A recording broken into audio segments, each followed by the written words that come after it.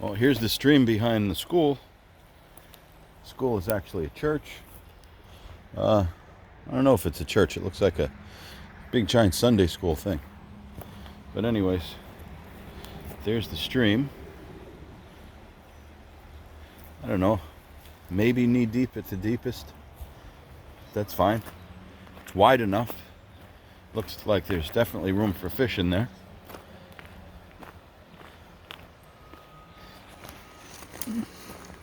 This leads up behind not my cabin, but my bed and breakfast. Let's see if we could look at the water better. There we go. Yeah, it's got a little volume to it.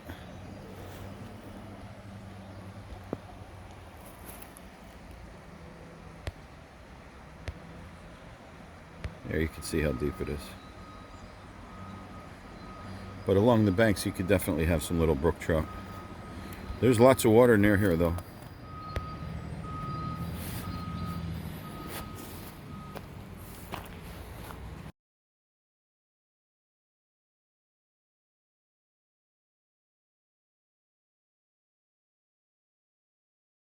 All right, so you get to open one roll for inspection. And hang it. You Okay. can hang 2 or 3 strips. How many strips are we probably going to get out of here? It's 27 3. inches Yeah. wide. So, here is what I do when I open a roll. I let it face down on the table. You see all that curl in there? Yes. I'm going to take the curl out by putting my arm flat on the table. My elbow is flat on the table, and my fingers are flat on the table. Okay. And I'm going to pull this over the edge like this. And now, It helped flatten it out a lot. no more curl. Okay. So you squeegee it through your arm and that. Yep. Okay. Over the side of the table, and we want to make sure, I mean, this table right now, I should really take some fine sandpaper. And there's like some paste crud on here from somebody that wasn't as diligent as they should have been. So now I want to find my repeat. So here is, so it goes beige, dark, beige, dark, beige, dark. So the repeat is going to be from, You pick a dot. we'll say, yeah. So pick that red dot there and that red dot there where you see it and see what that repeat is. So from that red dot to this red dot, I would call it 4 5/8 of an inch. Okay. So now we're going to unroll some paper. Put your blade caddy on your shirt so you don't lose it. So now we're going to go into the roll a bit. We're going to find that same pattern, same red 4.58. And hopefully it's going to do the same thing again. Right.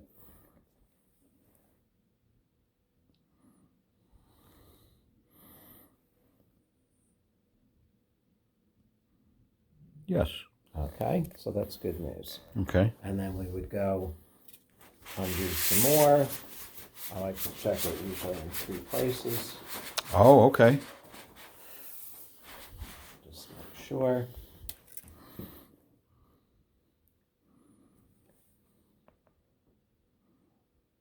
Yes. Okay, so now our repeat constancy is the same. Okay. That's good. If our repeat constancy is not the same, and we cut these sheets and we're hanging them on the wall, we're going to get partially down the wall and we're going to find it's not matching. It's not aligning. Now, register is like the outline. So we see this has a red outline going around it. Okay? Register. Yes. Okay. If this red outline was like over the beige and the red was like way up here, that would mean it was out of register. So there's probably 1, 2, 3, 4, 5. There's at least 5 colors in here, which means there was 5 different print rollers with different colored inks on them. And if they are not all calibrated properly, then one of them, like I was just using the example, red, if the red is off, anything that's red is going to look like it's not where it's supposed to be. I worked in a print shop for a few miserable years. So you know exactly Yes. what the register's all about. Mm-hmm. So, you know, if it was a sign or something and it said for sale and it was a black F and it was outlined with red and that outline wasn't right on the edge of the black, then it's out of register. If there was a little white space there or if the red was back on the black. Yeah, no, you just check and everything Right. needs to be where it is. Exactly. And you pick critical spots to make sure it's doing that. You're like, okay, this guy's almost touching there. This guy's almost touching there. Where's that red? Let's grab this red over here. That's almost touching there. So you could grab a bunch of random spots, am I correct in saying? This purple here needs to be doing the same on the tan, this purple over here.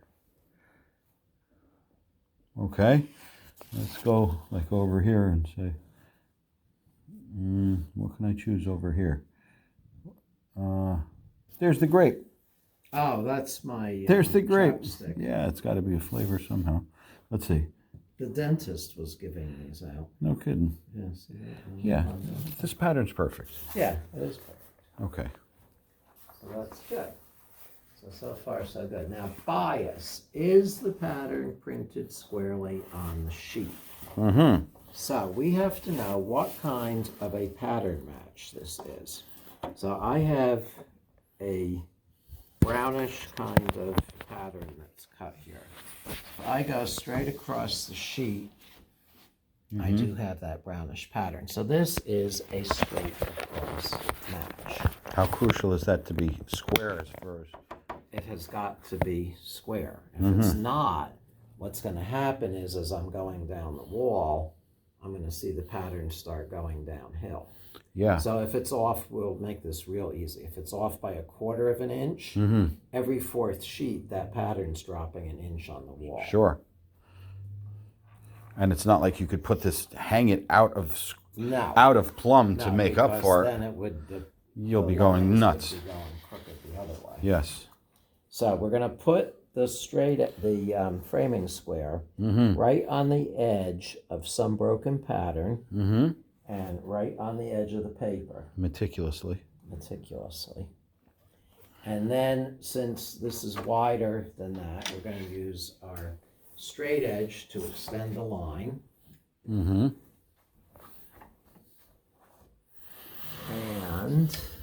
there it is. It's right on the edge of. So that's good. So we don't have any problem with bias.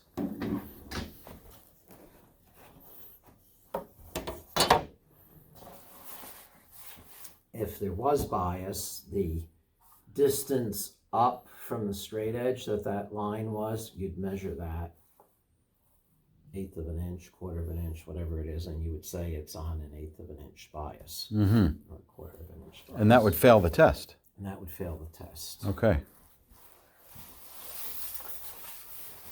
Is there any circumstances where you hang when it fails these tests?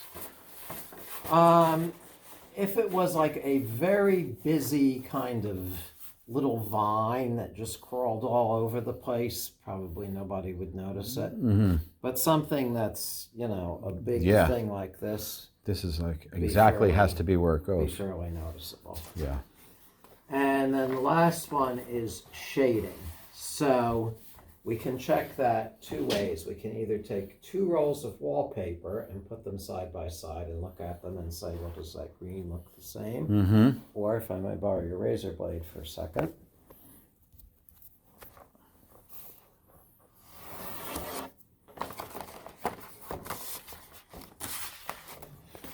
I can just go like this.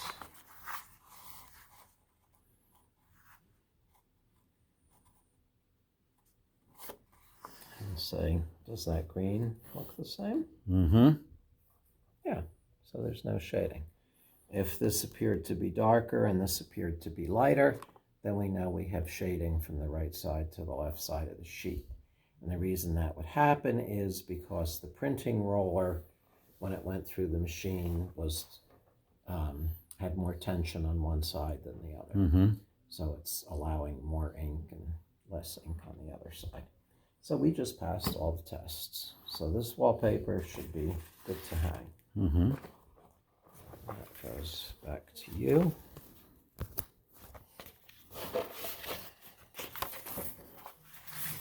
So, you know, if any of these things were wrong, then you just stop. Okay. And you tell Mrs. Smith, even though I know you've got people coming for a dinner party tonight, and the designing is done. Straight across pattern means that one half of the pattern is directly across the sheet from the other half. Okay. And when we have a straight across pattern, that means every sheet is going to be exactly the same. Right on down the wall. If we have a drop match pattern, every other sheet is going to be the same. So when I cut these sheets, they're all going to be cut to the exact same length, pattern matched. So let's take a measurement of the wall and see how big our sheets need to be. 90.5. Okay, and since that went down to the baseboard, that gave us a little extra for trim. Okay. I'm not going to deal with a half an inch, so I'm going to say 91 inches. Okay. Okay.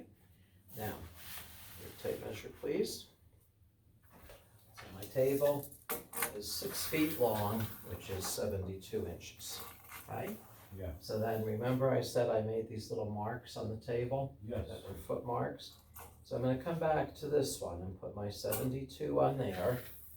And I need, I said 91, right? Yes. So at 91, I'm going to take my straight edge, put that right across the table here. Okay? And I want to make sure that my straight edge is square with the table. Now, after a million years of doing this, I have a really good eye to tell me that that's square. But in the beginning, maybe you don't have such a good eye. I was lying when I told you this. Square as they get. And plus, you're trimming both edges. You're trimming the top and the bottom anyway. Well, but if it's off, okay, you know, you don't want to cut you don't 30 wanna, pieces, you don't all want a to quarter of an inch different. Putting in a little, quarter of an inch sliver. Okay. Okay. So now when I unroll this sheet, and you remember which side was the 91? right? That was the 91. It's always that far. Oh, side. okay. It always goes to the far side. Yeah. Okay. So now this pattern is not so critical for a ceiling line. I don't have a bird with its head about to be cut off. All right. Some big large pattern that would look stupid. If I have that kind of a pattern, I want to make sure that that is some comfortable distance down from the ceiling. So I've got my trim, I've got a comfortable distance, and then I've got my dominant pattern. This one doesn't make a bit of difference. All right. Okay, so we can just cut 91 inches of paper. So again, square is always important. So I'm about that far back. I'm going to come down to the edge of my table. See where my thumb is? Right on the edge of the table. Yes. Now I'm going to come back to this mark here. Okay. And I'm going to unroll it to there. Okay. I don't need any tape measure. I've already done all of that measuring. Okay. Just did it once. Now I'll take your razor blade again.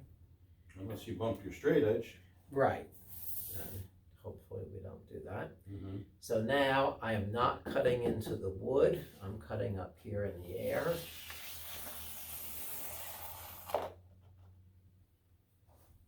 That's sheet number 1. And I put my straight edge right back where it belongs, on the edge of the paper. Okay. Now, I have this problem with the curl again. So, every time I go to cut a sheet of paper, I've got to take the curl out. You really got to trust the edge of your board to be perfect, because you can scratch the face just like that. Exactly. And you also, I mean, this is a machine printed paper, so it's pretty rugged. Mm-hmm. But if this was a fine hand printed material with a matte finish kind of ink, Mm-hmm. I'm gonna be really careful. Do you have to do that? I wouldn't even feel comfortable doing that with something delicate. No. Well, first of all, I would take like my fingernail or something on a little scrap and see how sensitive that matte finish was. If it showed up to be sensitive, what I would do is I would reverse roll the paper. Okay. So I would have either just do it freehand or have a cardboard roller. And you can save one from like some gift wrapping paper or something. Sure. And put it on that and then go like this and bring your hands back and forth so that you're taking the curl out. And that's the safe way of doing it. That's the safe way of doing it without risking any scratches. Okay. Okay, so now I need to first of all make sure that the paper is long enough to cover the wall, 91 inches. So I'm going to come back here to my little mark on the table, take it to the straight edge. I know I have enough paper to cover the wall at this point, but is it matched? No, it is not. See where that is and see where that is? Yeah. So I have to go in that direction. If I move it in this direction, I'm going to be too short. So I have to move it Go up up to the next one. to there. And I have the exact same pattern on top of each other. And now we can cut it. Do you want to cut it? Or you can. Get across the other from there.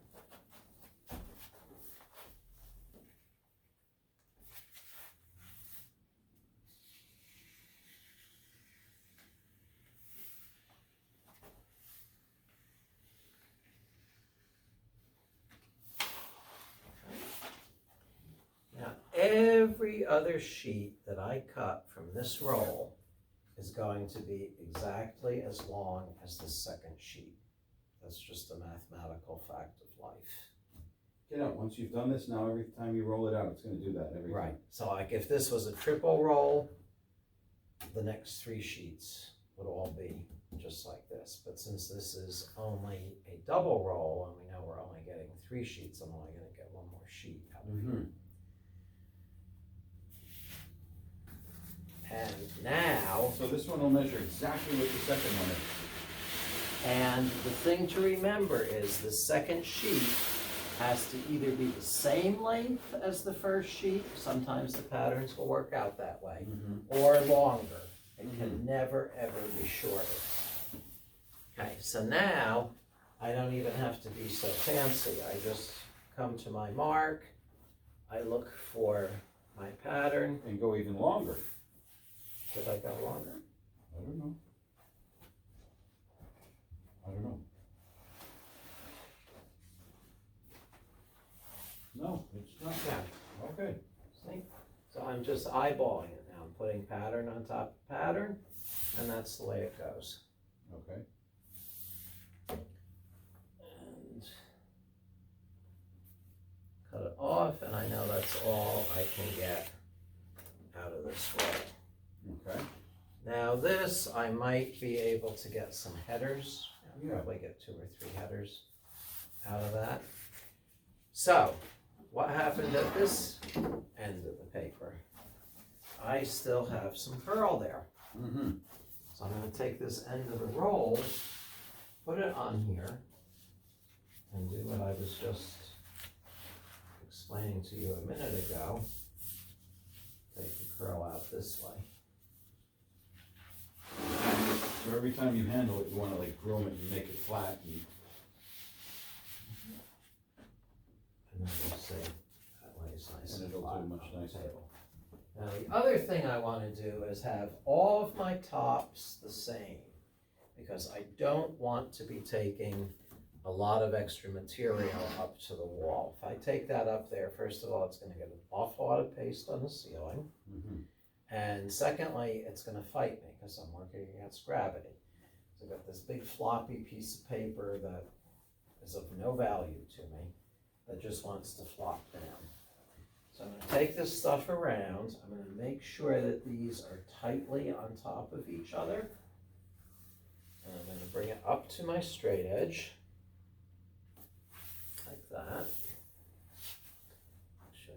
and square. And I'm going to cut off this extra paper. But I always like to err on the side of caution. So, am I going to cut it exact? No, I'm going to cut it just a whisker bigger. And before you even do Because- that, you make sure these guys are all happy. Oh yeah.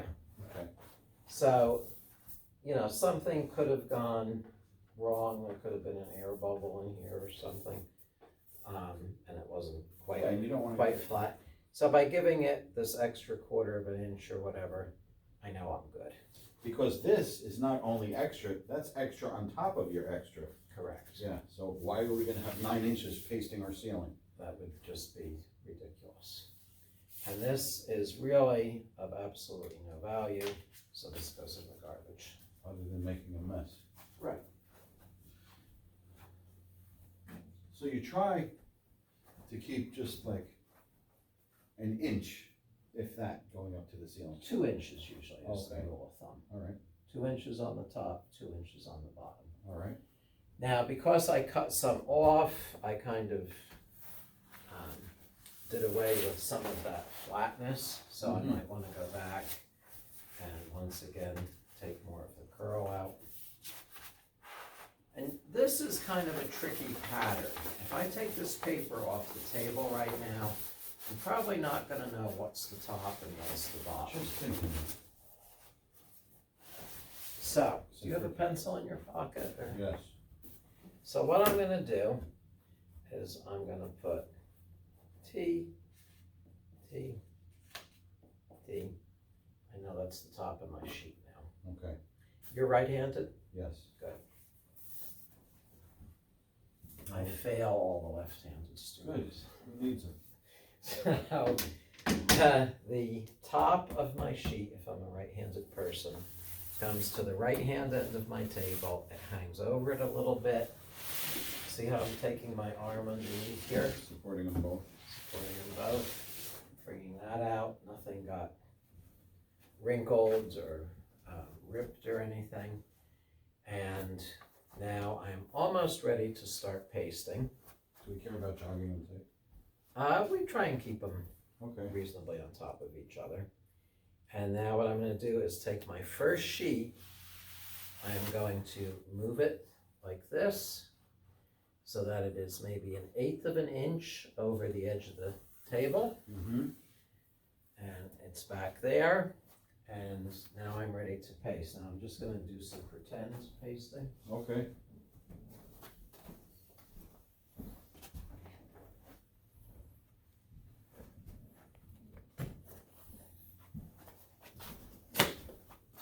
So I have my paste bucket here, so I get paste on it. I'm going to go plop, plop, plop.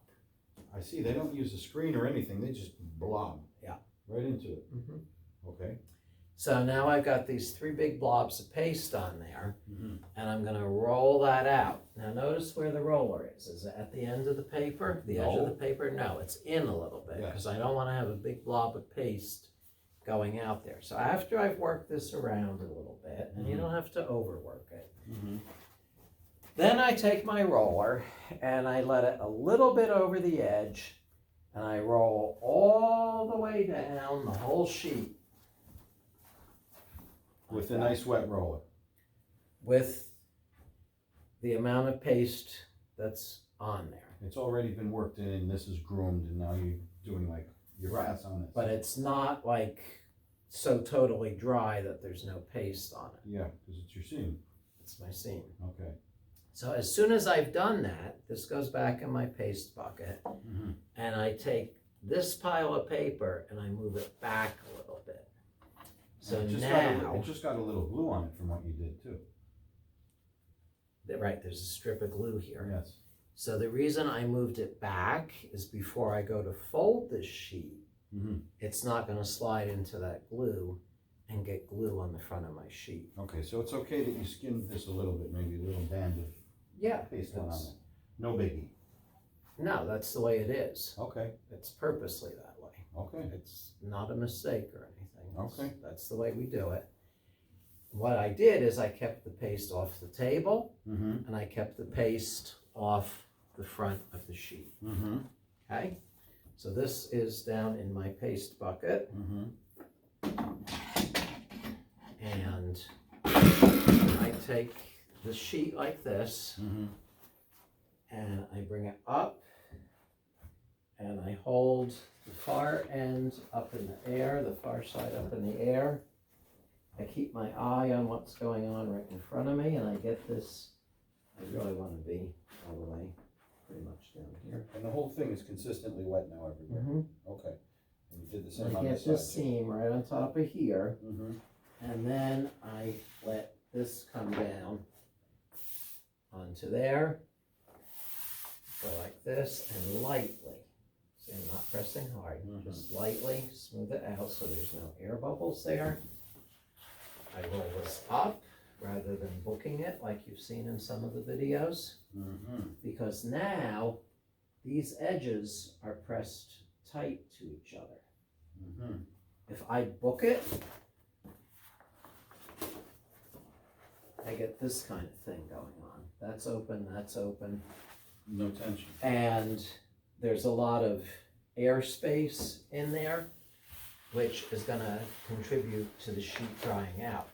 When I do this, it is keeping, and when it's pasted, it's gonna behave better than dry Okay. like this. When I do this, it's keeping all of that moisture in the sheet. Mm-hmm. So it's gonna relax even more quickly and more evenly. What about this guy here? That'll be touching Yeah, better when it has that's space? the only place where it's not. Oh, okay, so it's okay that there's gonna be It's some gonna portion be that. one little, as opposed to 4 or more if I was booking it. And you don't wanna get too aggressive about making that happen, like No. increasing it too much, No. okay? So then I'm gonna move this back. Mm-hmm. I am going to flip this open. And I'm gonna paste this part. As soon as I Mhm. paste it, I'm gonna move that back again. I'm gonna put this up like this, and then I'm gonna roll this up over the whole thing. And I'm gonna stick it under my trestle like this while I paste the second sheet. Okay. So that's gonna be relaxing for about 5 minutes while I do the Mhm. second sheet. Okay? So far. Okay. So that's how we do a straight across.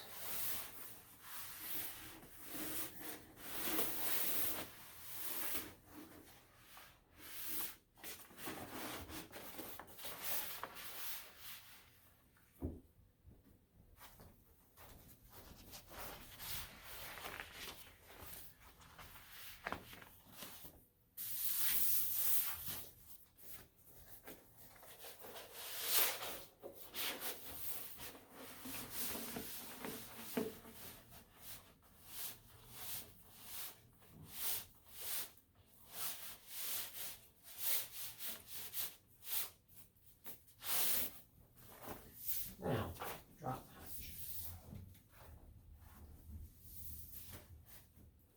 I'm glad I taped that, cause I could go back to it Mhm. and see how you did that a bunch of times.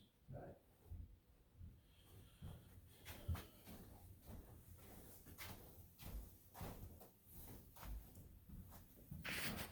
Wallpaper. First thing you did was you checked your batch numbers and everything, you made Right. sure all those are fine. Right. Then you get started like this, take a little look at it, make sure the face is gonna withhold you scraping against here, uncurling it, and it seems pretty durable, definitely. All right, you get it against here. You give kind of a straight drag down to take the curl out. And you make it short enough so you can control it. Make this happen. Seems like the more of an angle you pull it down at, the more curl it takes out of it. Right. That's like manageable there. Okay. So now flip it over that we're looking at the front. Okay. So now we have to determine the length of the repeat. The length of the repeat, okay. Fairly big repeat, isn't it? Yeah, but boom and boom. I gotta pick a spot on those guys. The point of those flowers will work nice. Okay, but take my advice. Always pick something that is broken on the edge of the sheet. Oh, okay. So then we're gonna go to that dark green, Okay. to this dark green. And I don't like using this board. I think I like my. Yeah, safer blade.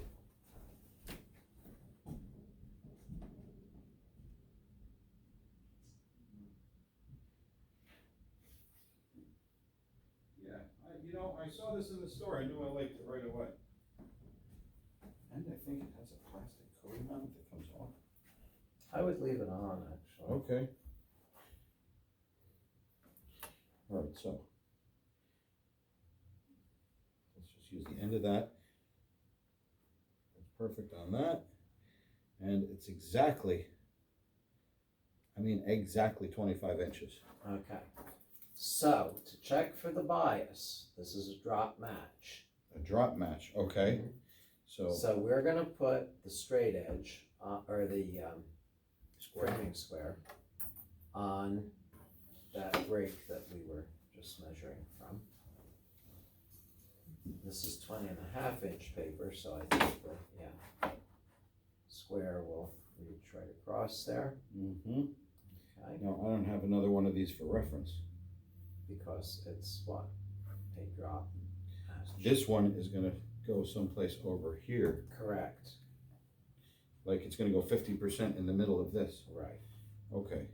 So, we said it was 25 inches, right? Mhm. The pattern repeat. Exactly. So what's half of 25? 12 and a half, 12 and a half, Mm-hmm. 24 and 12, yeah. So at 12.5 inches down,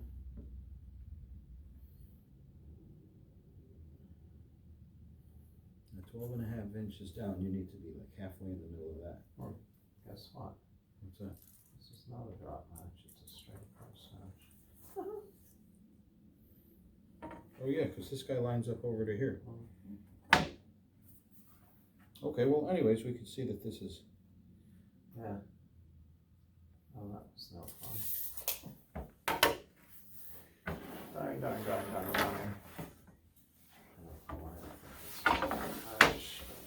While you get set up, I finished a whole club soda and now it wants out. I'll need a minute. Okay.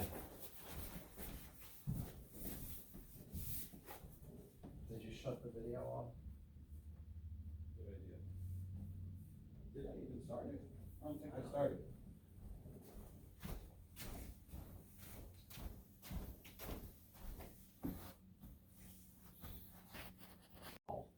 12. Toile is a French word. Uh-huh. Spelled T-O-I-L. And I'm not sure what they call the mark of punctuation, but the O has like a little triangle over it. Okay. So. Might have it here, I'm not sure. French. Toile. And it's generally a scene of like peasants at work. Uh-huh. Something like that. It has kind of like an engraved look to it. It has a lot of fine line design. Yeah, nice dining room. Yeah. Or foyer. Mm-hmm. So, let's pick a piece of broken pattern Okay. and find out what our pattern repeat is. Here we go. Let's find out what our pattern repeat is. Let's get up here so we can... All right, so we're working with the tape measure first. It's fighting, it's not fighting, yeah. That's all right. So we're going to find our pattern repeat. This is easy to work with. Boom and boom.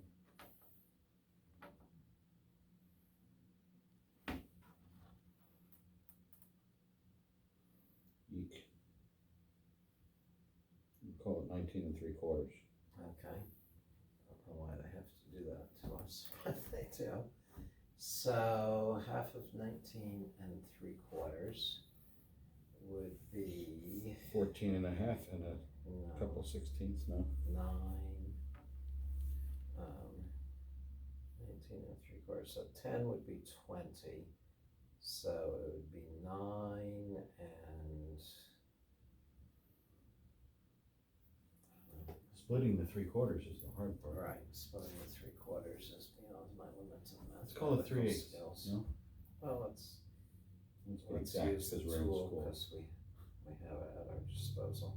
Okay. So 19 3/4, 19.75 divided by 2 is 9.875. Change that to inches. Well, it is in inches. I know, but the 875 into the fractions. Yeah, into the fractions. So. Oh boy. Let's find where 9.875 is, right? Yeah. So let's put the straight edge on the broken pattern. Put the straight edge on the broken pattern. Or, yeah, the framing square, I keep calling That's it. all right. Okay, I like that. Yeah. And then we want to come down on this side 9.875 inches. It's going to be in the middle of 9.875, okay. Yeah. It's going to be one of these things. There it is. Okay. Okay, what did we see there? That? The broken edge of the leaf, right? Oh, okay. So that's the beginning of this like cornucopia. Yeah. Or actually, it's something she's carrying. Yes. Flowers. Okay. So it seems like we can trust that. And again, this pattern is busy enough that if something's off by a little whisker, I'll get an app for to calculate inches into or percentages into inches, because there is one. Carpenters use it. oh, I'm sure. Yeah. Nice. Okay. Nice paper. So this is like cut to over a wainscot Right. type height. So now when I have two different kinds of sheets on the drop match. I have an A sheet, a B sheet, an A sheet, a B sheet. A B sheet only matches to an A sheet. So the next thing that's going to happen then is, I'm not sure if I'm taking this from the right top of the pile or the bottom. So I unroll it to length. So now I know my sheet is long enough, but is it matched? Okay, so there would be a straight across match. They'd be right on top of each other. Okay. So on this one, I have to slide it up. So here's my fox going after the bird. That's the grape. And so there I have a straight across match. Now I've got to slide it up 9.875 inches. And I should see that the other half of this bird is right there. So I'm matched. So I can do this to double check myself. And you'd be prepared to cut that to length now? Okay. So these are assuming you cut your first one basically 8 feet, if that was an 8-foot wall, and then the other ones you're sliding the roll up to figure out your next cuts. And once I have the exact same pattern on top of each other, the fox on top of the fox, then I slide it up, up half a repeat, 9.875 inches. Okay. Then I go to my next sheet, I take the curl out, I unroll it to length, and I slide it up so that I'm just match the this. first one, yeah. Right, because, so what I do is I match the A's on this side, and if I need to cut a B, I match it on that side. So when I'm cutting a B, I want that bird with the ribbon on top of the bird with the ribbon. Okay. This is presuming that I still have a whole roll of wallpaper here. And I'm gonna make that So you want to keep cutting and always having a sheet on the tape. You don't want to use up everything that you have, and then starting from square one again would be tricky. would be tricky. Yes. So when I get ready, when I'm done with the sheets that I cut, and I'm pasting, I never paste that. You never paste the third one. I take that off and keep it as my template. Okay. And that keeps you true to everything versus going. Yep. or measuring up there. I Well, mean, and you have also to- you can drive yourself nuts thinking, oh, now what pattern was it? You know, was it the third red apple or the... So you just go along confidently and carefully, checking as you go, so that you're sure every piece is right. Because if you get far into wrong cuts, Cha-ching, cha-ching, cha-ching. Once you cut it, you own it. so and if you happen to hang the piece that you should have kept for a template, you just find the place on there and add your 9.75. Yeah, I mean, you can always take the roll up to the wall, but that's cumbersome. Messy and probably doesn't look if somebody's peeking at you like, No. this guy's trying to figure this out. Right. Yeah. You always want to look confident even if you're doing that. Okay. Okay, that's a take. Okay.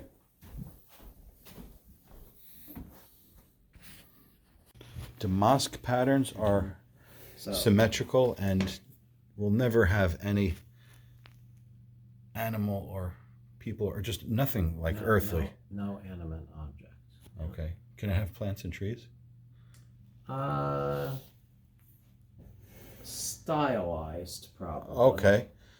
I especially like the green one. This one. Yeah. That's probably a silk. Nice. So, if you have any doubt in your mind, because a lot of times I have seen these hung upside down, people get very confused by this. Think of it as a pot of flowers. Mm-hmm. So, when the pot of flowers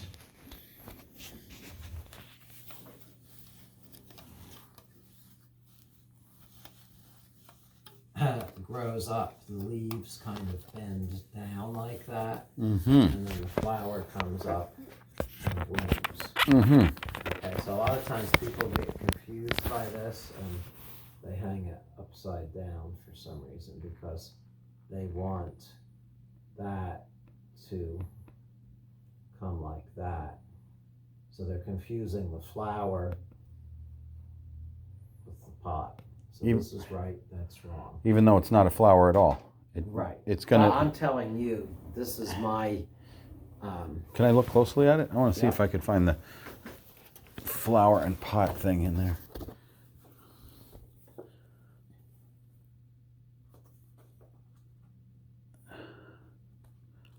Yeah, I see what you mean. It does look like a bouquet going up. Right. It just reminds me of that. I mean, I'm not saying that it's really a pot of flowers, but you have to realize that big flowers, the leaves of them bend down.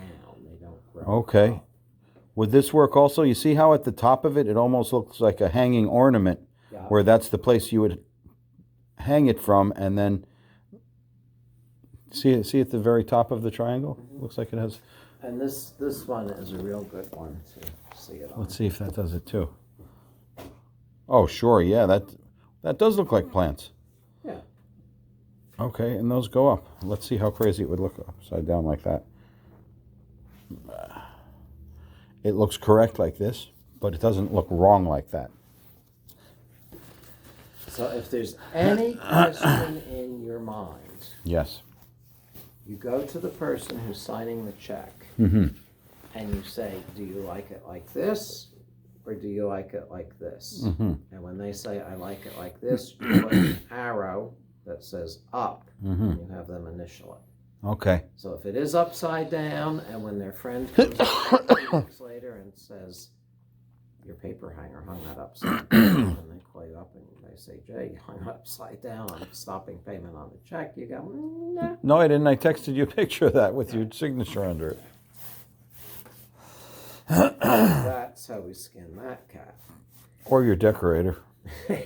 So also with these patterns, we need to balance the pattern on the focal wall. Okay. So every room has a focal wall. That's the wall generally that you see across from you when you walk into the room. Okay. It's usually a big wall that's uninterrupted. Or if it's a master bedroom, it's the wall that when you're lying in bed, you look at. the way you balance a pattern on the focal wall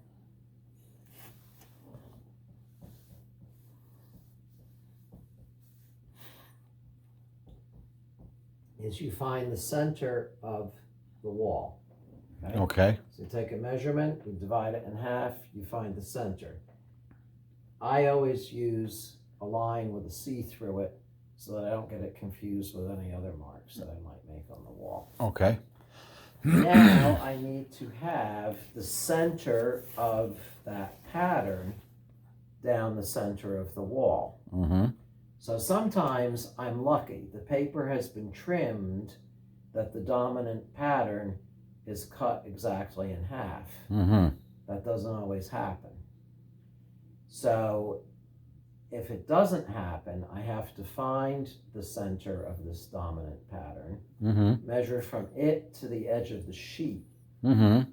and then find that distance out from the center of the wall, make my vertical plumb line, and hang the seam of it there. And that way I've got the center of the pattern down the center of the wall. And does that have to be the place where you start the job? For safety's sake, I would recommend it, but no, it does not have to be. Okay.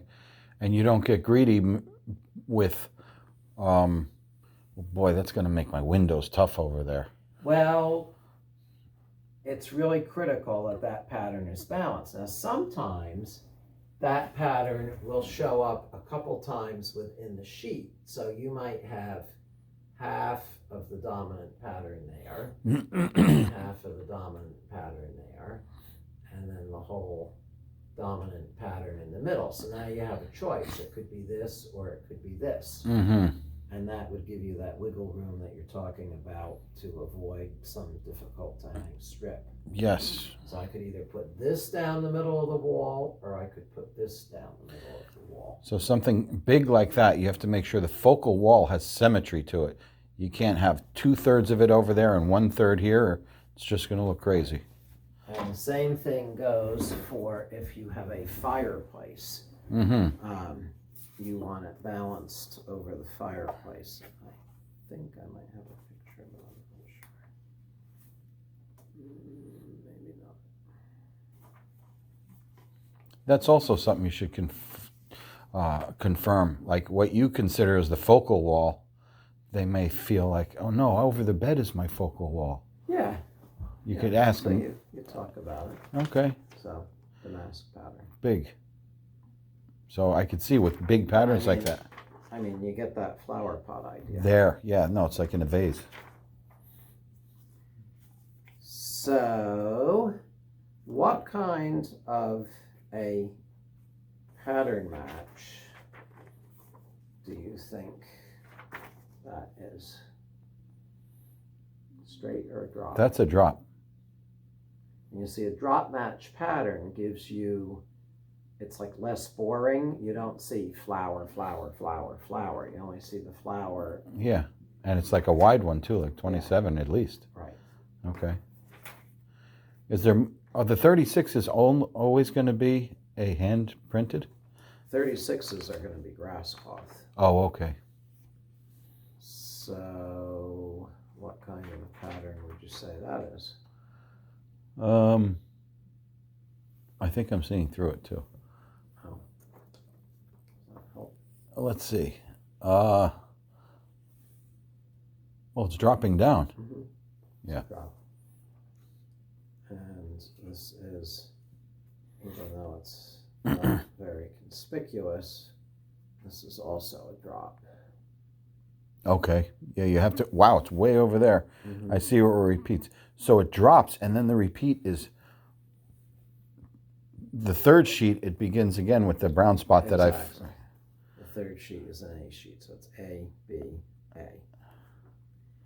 And you'll also find with drop match patterns that you see a diagonal very often. Mm-hmm. That's what gave it away on that last photo. Mm-hmm.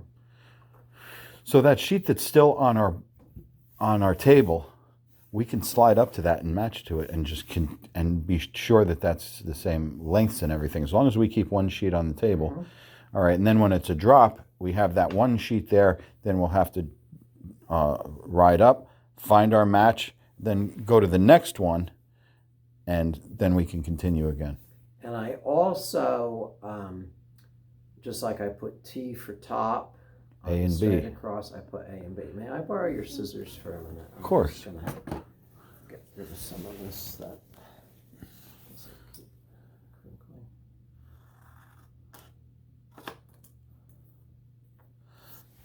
There we go. They're not heavy? That's the regular weight for these scissors. Yeah. Okay. Like it. So there's Damask, yep. Abdul Damar there. So what we're basically doing when we balance a pattern on the wall is we're going to have the whole circle in the middle, and we're going to have a half circle there and a half circle there. I'm not going to have a quarter and 3/4.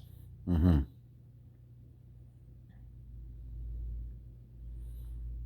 Good. Mm-hmm.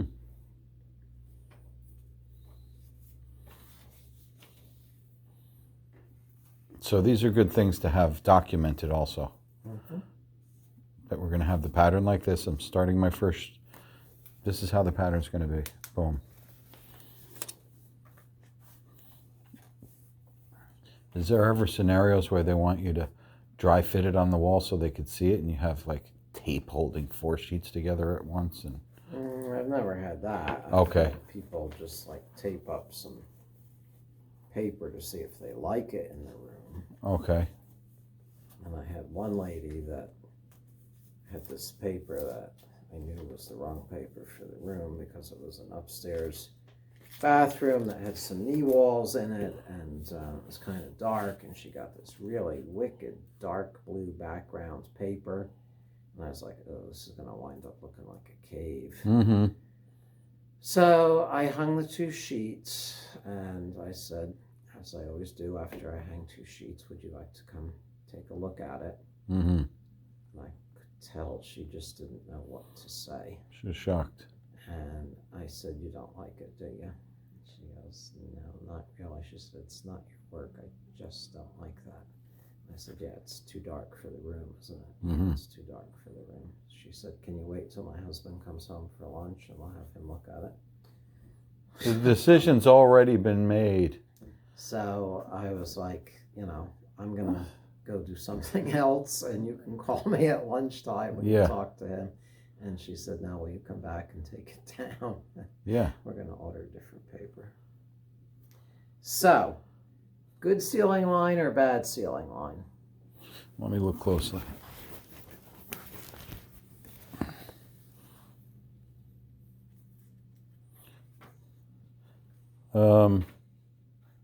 See what the bottom is like. I would have rather seen the bottom get cut off than the top get cut off. But let me see. I don't know. The question was good ceiling line or bad ceiling line? Oh,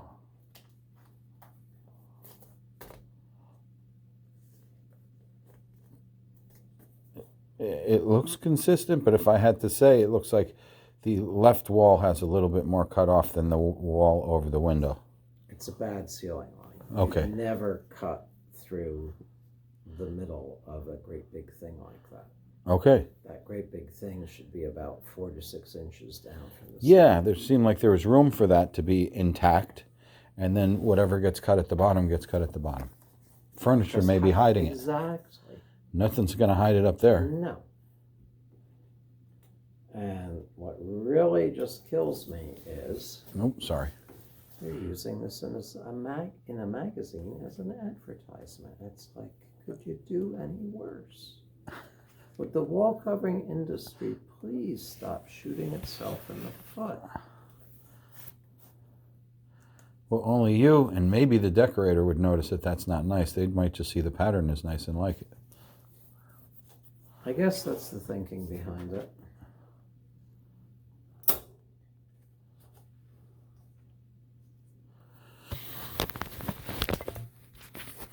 I would be hanging this way, and I'd come to here, and I'd cut it in the corner. So now the only mismatch I have is in that corner and a little bit across here, rather than trying to do something over the door. Okay. Because psychologically, people don't expect corners to be perfect. Yeah. Then you can go back and you can do an applique. You know, okay, I cut the bird's head off there in the corner. So I go to my scrap bag, I cut out a bird's head, I take some vinyl over vinyl adhesive, and I glue the new head on the bird, and looks like everything matches. Do you let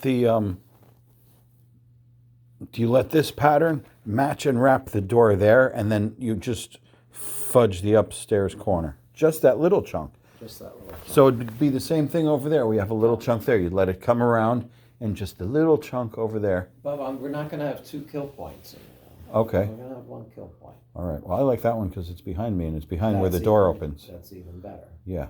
And it's generally over the door where you come into the room. Okay. Or like in the But bathroom. I just did that because To show me, yeah. it was quicker. Okay. This is an example of a bad kill point.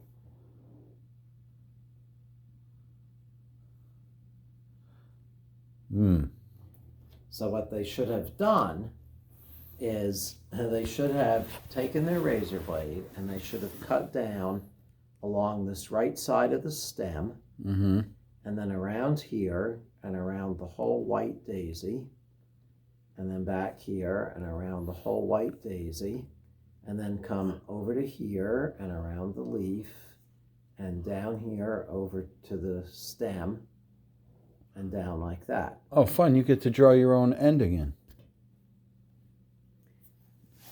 Another option would be to go to the scrap bag and take out a blue flower and cut out Put that half over of the a blue top. flower and stick it on there, and half of a green leaf. But a lot of this you can just do by doing. Plus they overlapped it. Yeah. My kill points are double cut so that they're flat and you don't have the shadow of a seam there. Okay. Yeah, you can't just put it over the top like a sticker. That's lazy. And sooner or later it's going to fall off. Especially if it's a bathroom and Gets your steamed wife off. taking those 212-degree showers. Yeah.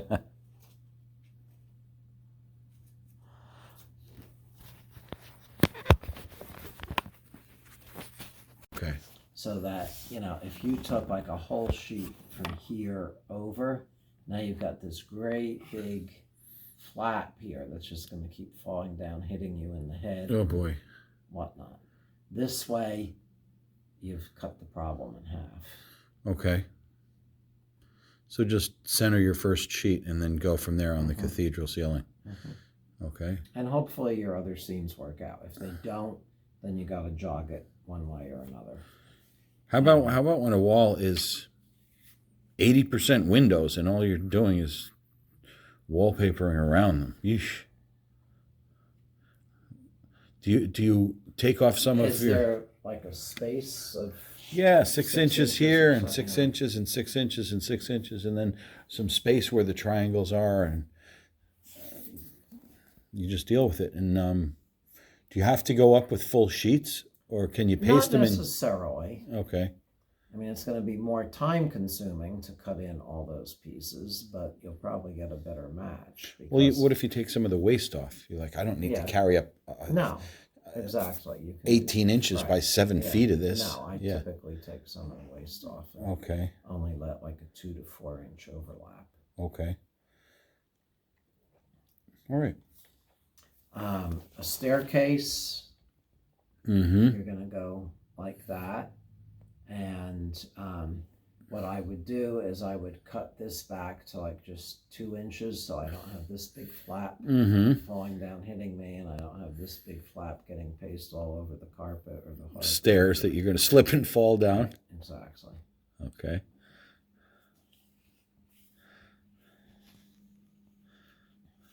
And then sometimes you're going to have papers like this, which are very hard to identify the match because you don't have any broken pattern on the edge of the sheet. Oh, hello. Well, that's all right. You're going to know where it is by using your square and coming across from a point that you like to one of these, the top of these eggs, or you could, I don't know the correct way to figure it out, but there's a way to figure it out. So let's look at the dominant pattern that goes across the top. Mm-hmm. So we have a big flower that goes to the right. Mm-hmm. Then we have a big flower that goes to the left. Oh, hello. And then we have a big flower that goes to the right. Uh-huh. So what has to come after that? You got to have a left. A left. You got to have a left, So and it's got to line up with these. Right. So you see your left down there, Mm-hmm. just below your, no, yeah. That same kind of big flower. The other one's a little smaller. So you could not notice that, and it'd be a sneaky drop that you didn't even notice was a drop. So it is a drop. It is a But drop. we know it because we're professionals. But Susie Homemaker just says, "Oh, this paper's great. I don't have to match anything." And she throws it up there, and she's just got brambles on the wall. Or it didn't, it didn't say your pattern match on there, and you looked at it and you go, "Oh, okay." And you set it all up straight, and you're 4 sheets into it and realize that it's a drop. No, but these are smaller too. Like that flower's smaller. You have clues. It's not like just trying to hide like, This is what I'm the a drop professional figures out at the table at the table. before cutting the sheet. So I'm going to take my tape measure, and I'm going to measure from this last seam to the corner. I'm going to slide the tape measure down and find my greatest measurement. Mm-hmm. And to the greatest measurement, add 1/8 to 1/4 of an inch.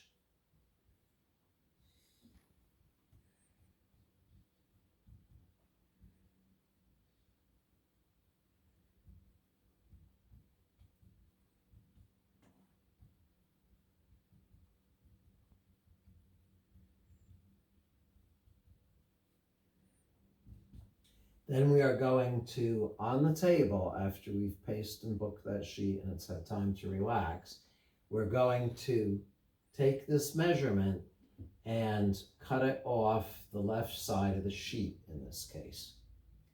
So what's going to happen is I'm going to have minimal wrap up here, or no, I'm going to have major wrap up here because this is where it went out the most. Okay.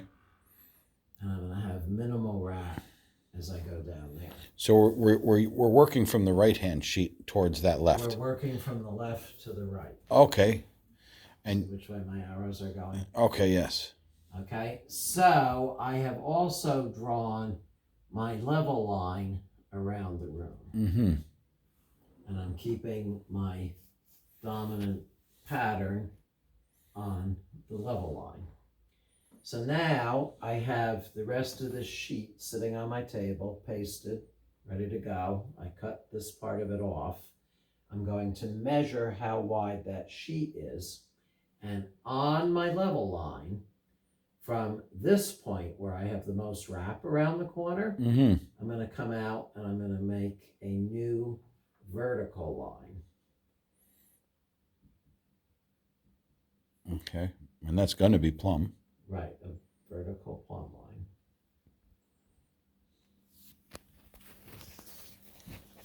And then ensuring that my dominant pattern is where it should be on the level line, and here on this vertical plumb line, I'm going to install the new sheet. Okay. So what's going to happen now is down here, some of this sheet here that I'm installing is now going to wrap around this corner a little bit. Mm-hmm. And I'm going to take a brand new single edge razor blade and I'm going to cut off this little piece that wrapped around, just this top layer. I'm not going to cut through the corner. I don't want an open corner. No. So I'm going to cut that off so that it looks like my seam is exactly in the corner all the way up and down. Mm-hmm. So in this instance, because we have a big pattern, you need to have your level line around the entire room. You got to establish Always that need to have your level line around the entire room. on every job. Mm-hmm. Unless it's a random. Okay. And then you judge where it is each time your seam comes up to it, that it's in the same place. And it's really easy for you to say, even if it's a complicated pattern like that, oh, it's the purple one that goes on the level line. Mm-hmm. So you're not going up there saying, oh no, where's my match? No, it's like bingo, the purple one goes on the level line. And yeah, okay, I have to adjust the whisker up or down, but I'm in the right ballpark. What's the technique? How do you know where the low end of the room is? Or you don't until you put the line up. So you measure 6 inches down, you put your level on it. Well, if that's what you think it's somewhere in that vicinity, yeah. Okay. And then what? Do you tap a nail into the room and use a chalk line? Or how do you transfer that around the whole room? Just keep taking your level and going around. Yeesh. That's not accurate. It goes off. By the time you come to that other side, you're going to be a 1/4 inch different. Well, then you got to go back and redo it. Okay. But you're doing it halfway. You're doing it from where you're going to start to the kill point, and then where you're going to start back around the other way to the kill point. Okay. And another thing you want to do when you have that level, this is obviously not my level, but I'm pretending it is. Okay. So when you have your pencil here, you always want to be drawing the line on this bottom side where you can see it. Okay. Not up here, because it could wiggle around and you wouldn't know. Yeah. And you want to take the pencil and you want to turn it like that, so that you're always keeping your point sharp. Mm-hmm. Because if you just take it straight across, that point is getting wider, flat and fat. Fat, yeah, flat and fat. Yeah. But if you keep turning it as you go, you're keeping your pencil sharp and you're keeping the line right where it needs to be. So these knife sharpened pencils are no bueno. You got to have a sharpener. Yeah. A legit sharpener, so you have a nice fine point and keep it that way. And you got to meticulously go around with the level and make that happen. Or you can buy a laser. Set that up. Yeah. But it doesn't do it up high. It does it down like lower. It doesn't have to be up at the ceiling level, does it? Yeah. It does need to be at the ceiling level. Okay. Because if you didn't have it there over the door and the window, what value Yes. would it be? And this would be a very hard room to do it, because look how little space you have. Well, you just skip the windows. You could hardly fit your level in there. You couldn't fit your Or you could start there. You could start there and then transfer it all the way around. And I mean, you'd have to test and see if that ceiling is level, and then you could measure down from it X number of inches and start the line again. Okay. So really, each room I'm going to go and find my level unless it's random. Yeah. And if I don't check that, then I'm going to be looking through half of those, even on the greens, that will look wacky going like that. And that's something, all you can do is point out, like, listen, the house is built in 1908. By the way, that corner of the room is 2 inches down. We're going to be cutting through this pattern. I want you to know that before we proceed.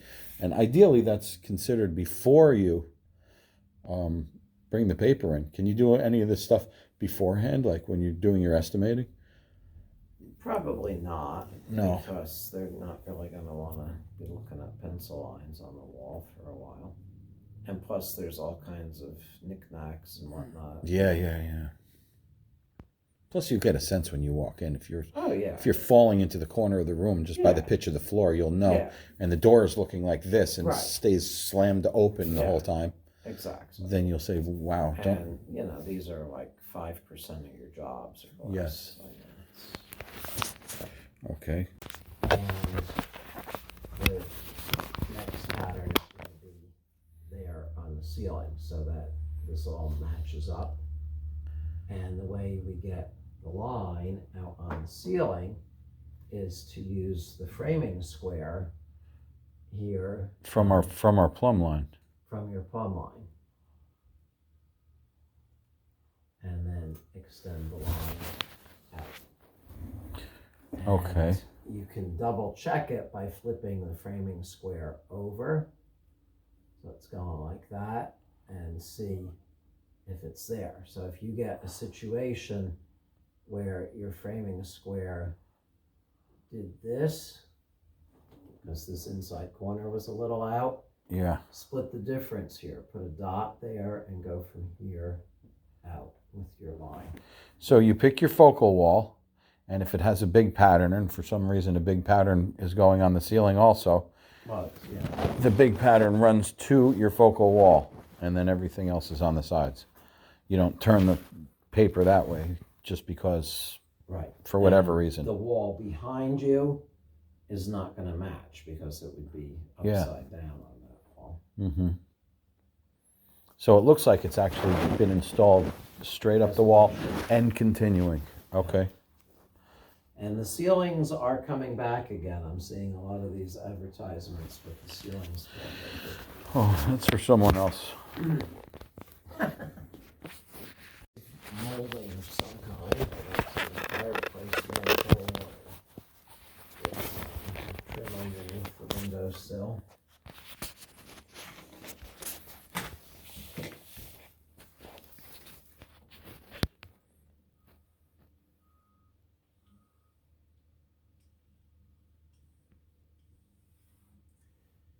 So I'm hanging my sheet of paper here. I'm hanging in this direction, Mm-hmm. smoothing it out. The first thing I'm going to touch is here. So I'm going to stick my razor blade, my nice new sharp one, right through the corner of the paper, and I'm going to make a slightly downward relief cut to the edge of the paper. This is where my edge of the paper would fall. Okay.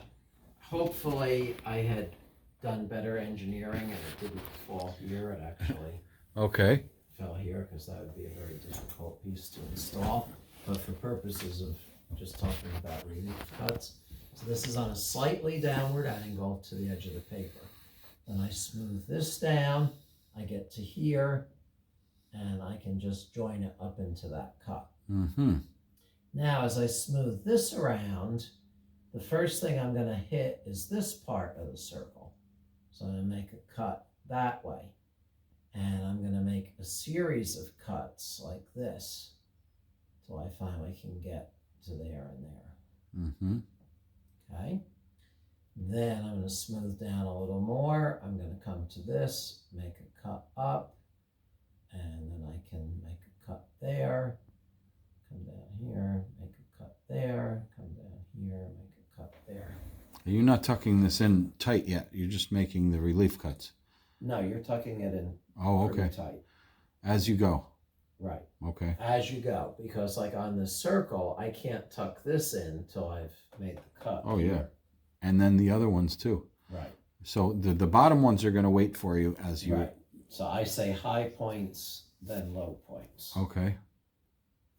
All right. If that language works for you. Yes.